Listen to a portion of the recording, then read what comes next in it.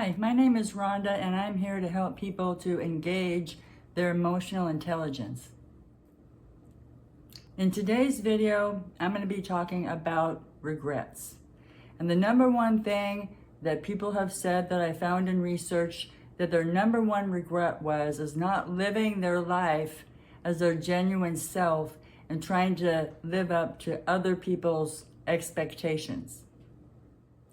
The second most common thing that I found was that people wished that they didn't work as much.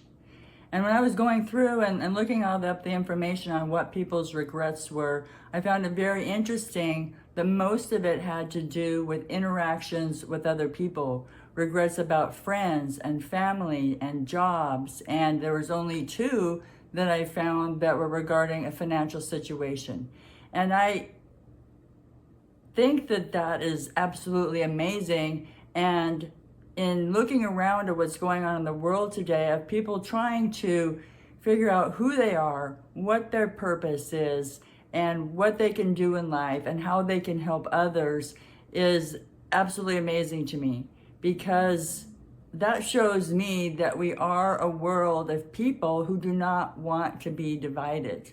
And we are divided. And the only way that we can make that happen so that we're not divided is by living up to our true, authentic selves. Many people are turning to more holistic ways of healing themselves, and in doing so, it's created a different community based on spirituality and combining some of the spirituality with science. And regrets are something that comes from having the being conscious about what you have done and what the consequences are. And if we look at the world and the state of the world that it's in today, I think a lot of people realize that we need to do something. And the reason why I'm bringing this up is because I think people who are empathic and highly sensitive, I think we're doing the world a great injustice by shielding our energies. And we need to do whatever possible to be able to get our energy out into the world, because the world needs us.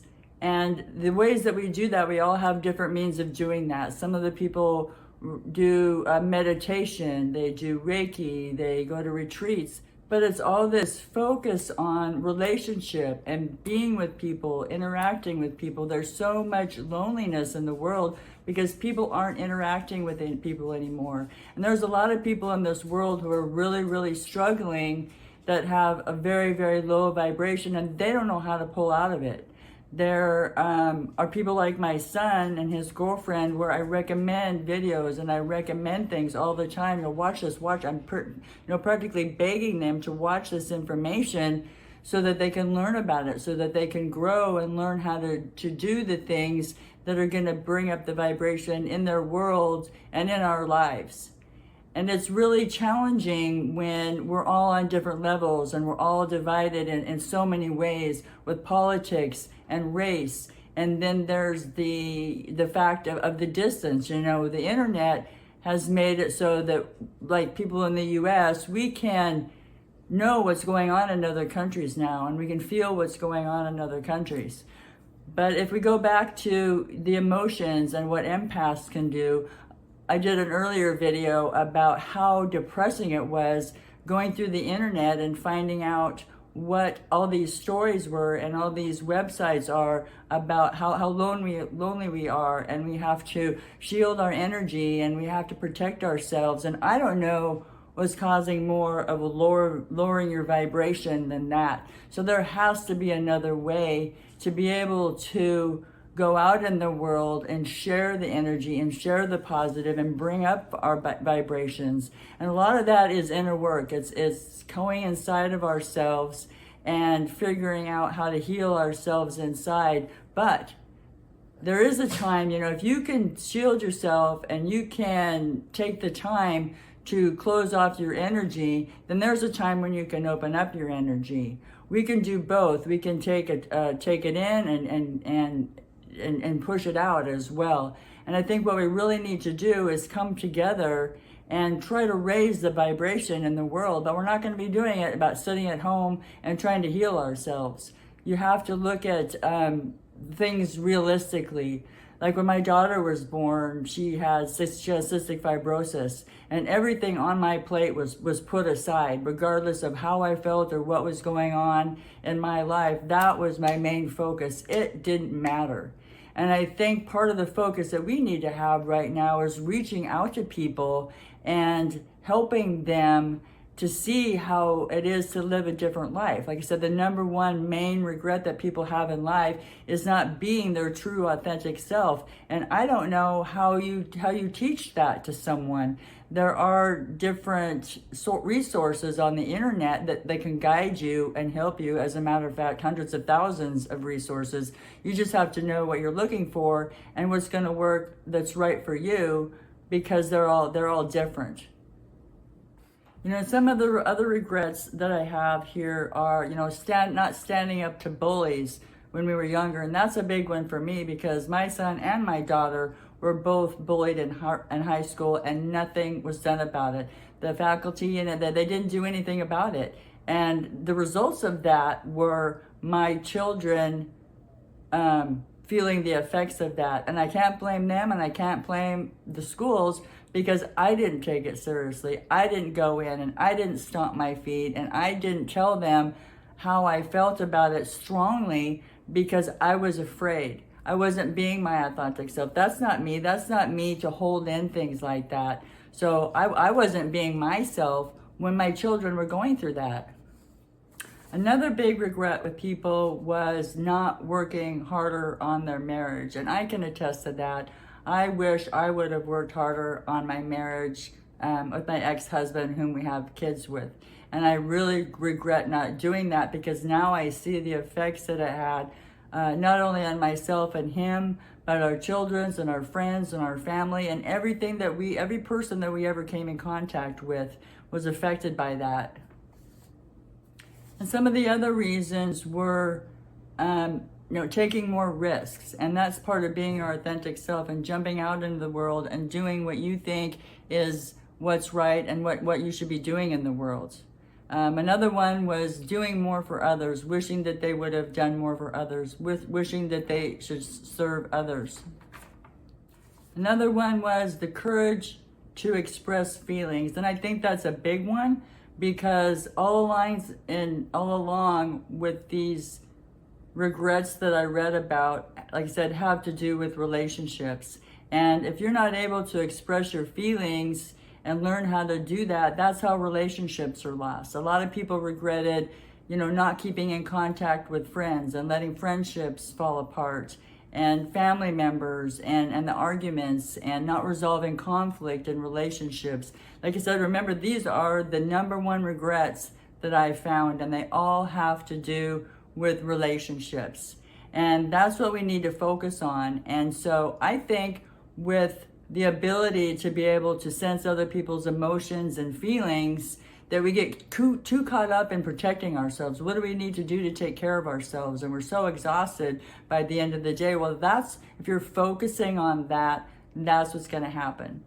If you're focusing on going out into the world and helping people, and you can sense people's emotions and you can try to help them. I've heard of empaths being healers.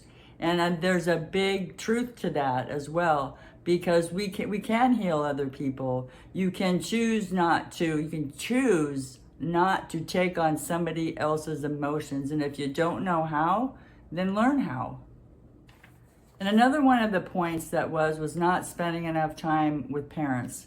And I don't know if and these are from people who are over 50, I think, or in a hospice situation where they're going over things that they wish they would have done. And I can relate to that, because I left a pretty high paying job in my hometown, and I moved 1,200 miles away to Yuma to spend time with my parents. My mom is 82 and my dad is 89. And it is not anything that I would have done for myself in a million years. It is hot here, I tell you what, in the summertime.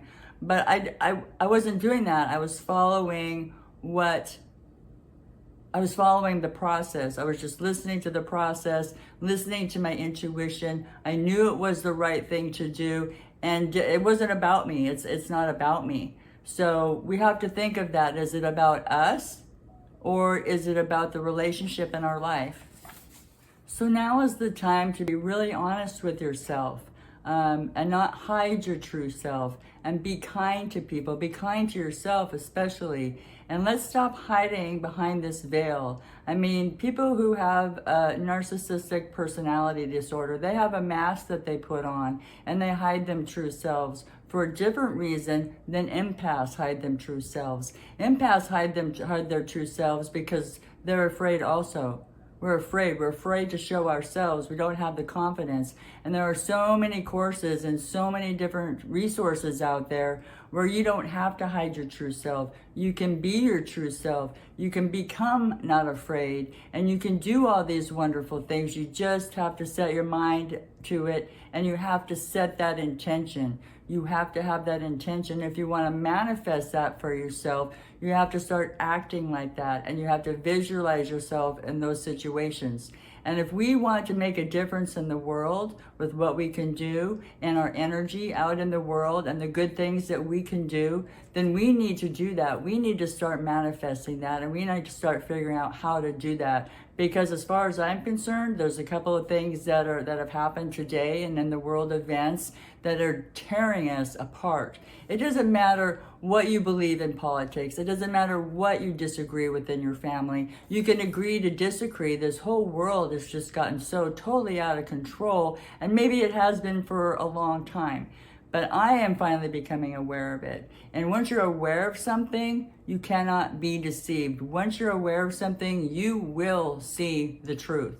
And those differences are going to dissolve. They're going to dissolve, and they're going to turn into dust. And that's what we want to happen. And we want to bring more light into the world and get rid of that darkness that's shrouding over us.